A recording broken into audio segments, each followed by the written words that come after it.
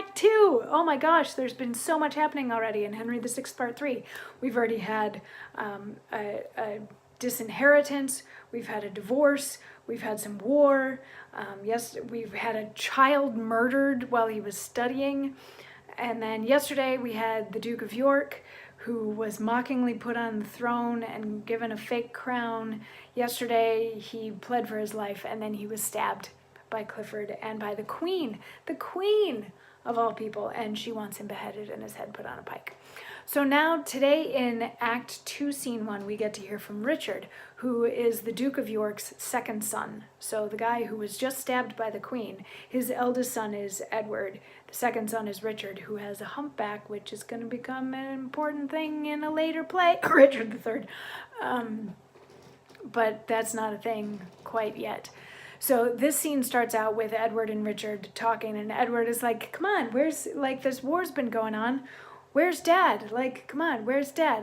I'm sure that if he was captured, we would have heard by now. I'm sure if he was killed, we would have heard by now. I'm sure if he had escaped, he would be back to us by now. Like, where is he? I'm sure he must have escaped, because otherwise we must have heard about it. And Richard says, and then Edward's like, you know, how are you? Like, what's going on with you?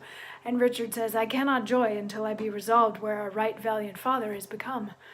I saw him in the battle range about, and watched him how he singled Clifford forth. Methought he bore him in the thickest troop, as doth a lion in a herd of neat, or as a bear encompassed round with dogs, who, having pinched a few and made them cry, the rest stand all aloof and bark at him. So fared our father with his enemies, so fled his enemies, my warlike father. Methinks 'tis prize enough to be his son.